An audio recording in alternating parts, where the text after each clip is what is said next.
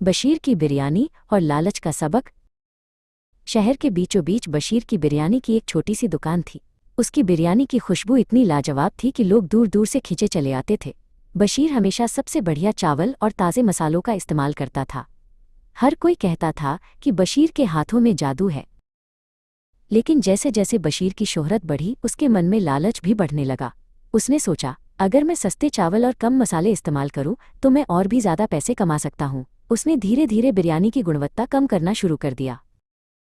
एक दिन शहर की सबसे पुरानी ग्राहक जुबैदा दुकान पर आईं। उन्होंने बिरयानी का पहला निवाला लिया और उनका चेहरा उतर गया। उन्होंने बशीर से कहा, बशीर बेटा, आज तुम्हारी बिरयानी में वो पुरानी बात नहीं है। क्या तुमने कुछ बदला है? जुबैदा ने उसे समझाया कि ईमानदारी ही सबसे बड़ी दौलत है। उन्होंने कहा, लालच इंसान का हुनर छीन लेता है। अपनी मेहनत की कद्र करो बशीर। लेकिन बशीर ने उनकी बातों पर ध्यान नहीं दिया। उसे बस अपनी तिजोरी भरनी थी। बशीर का लालच अब और बढ़ गया था। उसने असली केसर की जगह रंगीन लकड़ी का बुरादा इस्तेमाल करना शुरू कर दिया। वो अपनी बिरयानी में मिलावट करने लगा ताकि उसका मुनाफा दोगुना हो जाए।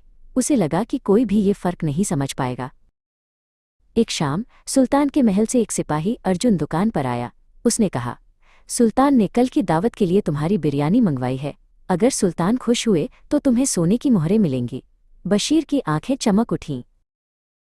बशीर ने पूरी रात काम किया, लेकिन उसने दावत के लिए भी वही सस्ती और मिलावटी चीज़ें इस्तेमाल की। उसने सोचा कि ढेर सारे मसालों के नीचे मिलावट छिप जाएगी और उसे मुफ्त की सोने की मोहरें मिल जाएंगी। महल में दावत शुरू हुई। जैसे ही सुल्तान ने बिरयानी चखी, उन्हें वो बेस्वाद और सख्त लगी। जुबैदा भी वहाँ सुल्तान की सलाहकार के रूप में मौजूद थीं। उन्होंने सुल्तान को बताया कि बशीर ने अब ईमानदारी छोड़ दी है। सुल्तान गुस्से से लाल हो गए। अगले दिन अर्जुन बशीर की दुकान पर पहुंचा, लेकिन सोने की मोहरें लेकर नहीं। उसने सुल्तान का आदेश सुनाया कि बशीर को मिलावट करने के जुर्म में शहर के बाजार से बेदखल किया जाता है। बशीर का सब कुछ छिन गया। बशीर को अपनी गलती का एहसास हुआ। उसने फिर से शून्य से शुरुआत की। अब वो एक छोटे से ठेले पर बिरयानी बेचता है, लेकिन पूरी ईमानदारी के साथ।